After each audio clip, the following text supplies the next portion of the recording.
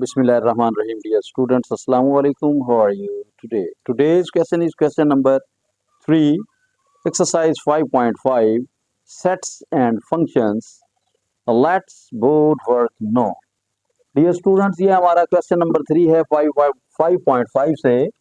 If L is equal to ABC close and M is equal to DEFG, then find two binary relations in each. अब यहाँ पर part 1 में L cross M है, इसका हम solution क्या करना है हमने कि फाइंड करेंगे two binary relations L cross M से. ये आ गया जी हमारा solution is equal to L is equal to L क्या है हमारे पास ABC. ये सेट L है A B and C comma और M जो है वो M किसके इक्वल है, M is equal to DE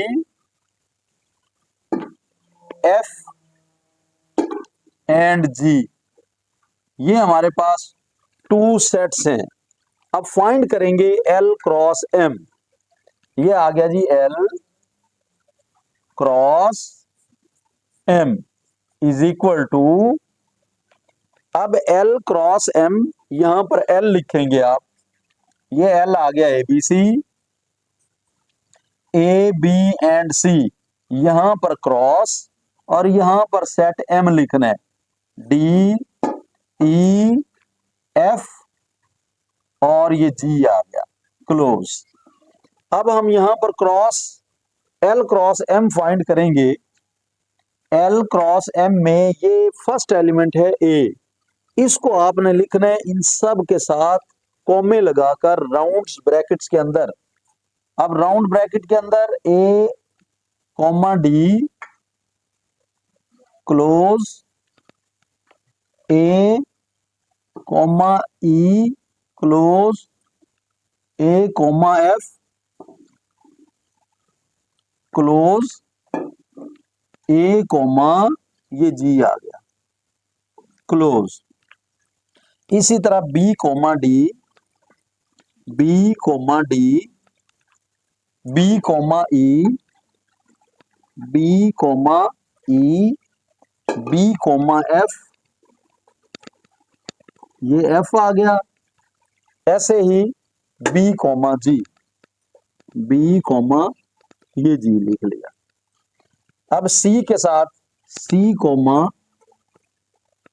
D, C comma E,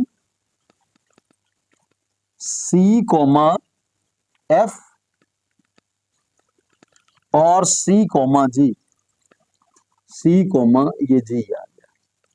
ये क्लोज हुआ, करली ब्रैकेट जो है ना वो क्लोज हो गई. अब ये हमारा एग्जाम में स्टेप आ गया L क्रॉस M का. उसकी रीजन ये है कि L के अंदर जो है ना वो एलिमेंट्स हैं हमारे पास 3 और जो M है इसमें एलिमेंट्स हैं 4. 3 4s आर 12.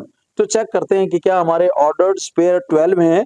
1 2 3 4 5 6 7 8 9 10 11 एंड 12. तो 12 हमारे ऑर्डर्ड स्पेयर मुतरतब जोड़े भी हमारे 12 ही बने हैं. जैसे यहाँ पर ये 3 है, यहाँ पर एलिमेंट्स की तादाद 4 है, तो 3 ज़रब 4 बराबर हुआ 12 के. 3 4s आर 12, तो ये 12 ही बनते हैं.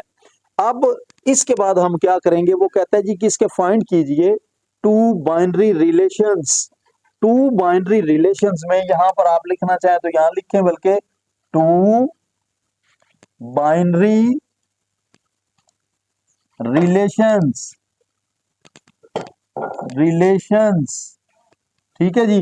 R1 आप लिखना है आपने R1 is equal to R1 किसके इक्वल है और R2 किसके इक्वल है. हम यहां से 3 सेट्स जो है ना वो ले लेते हैं जी. ये आ गया AD AE और AF, ये लिख लेते हैं जी. फर्स्ट है हमारे पास AD नॉन रिपीटेड, आगे आ गया AE, ये AE आ गया A और E, और आगे है A एंड F, ये आ गया जी A और F आ गया. इसको आप क्लोज कर दें। अब इसके बाद आगे R2 ले लेते हैं। R2 बाइनरी रिलेशन नंबर 2 में उसको नाम देते हैं हम R2 का। ये आपने A के साथ लिख लिया, अब आप चाहें तो B के साथ लिख लें, B और C के साथ इकट्ठा लिखना चाहे तो आप इकट्ठा लिख लें। जैसे यहां से ले लेते हैं हम, ये आखिरी दो ये ले लिए C और F, और यहां से BF ले लेते हैं हम। ये आ गया जी BF, B और F, ठीक है। और वहां से CF, ये C और F आ गया, और इसी तरह C और G आ गया। ये आ गया जी C एंड ये G आ गया। ये 2 बाइनरी रिलेशंस हैं हमारे, ठीक हुआ। अब जैसे ये आ गया ना, ये फर्स्ट में से हमने 3 सेट ले लिए, एक का नाम R1 रख दिया और दूसरे का नाम हमने R2 रख दिया। इस क्वेश्चन के अंदर 2 बाइनरी रिलेशन फाइंड करने हैं। अगर आप चाहें तो इससे ज्यादा तादाद में मुतरतब जोड़े भी लिख सकते हैं। अगर आप चाहें तो एक के अंदर जस्ट 2 लिख दें, दूसरे में 3 लिख दें, आप एक में 3 लिख दें, दूसरे में 4 लिख लें, इक्वल कर लें, अनइक्वल कर लें, जिस तरह मर्जी आप इसको लिख लें। क्योंकि ये जो आपने सेट्स लिए हैं, ये सेट्स लिए हैं L क्रॉस M में से, और इसके अंदर से ही लेने हैं। जो रिलेशन आप लेंगे वो जाहिर है ये जो ऑर्डर्ड पेयर लिए गए हैं वो L क्रॉस M से ही लिए गए हैं, लेकिन ख्याल ये रखना है कि नॉन रिपीटेड हो, रिपीट होने वाले एलिमेंट्स नहीं होने चाहिए। जैसे AD है, अगर कोई और AD आ जाता है तो उसको आप नहीं लिखेंगे। ये R1 आ गया और ये R2 आ गया। ये क्वेश्चन यहां तक है।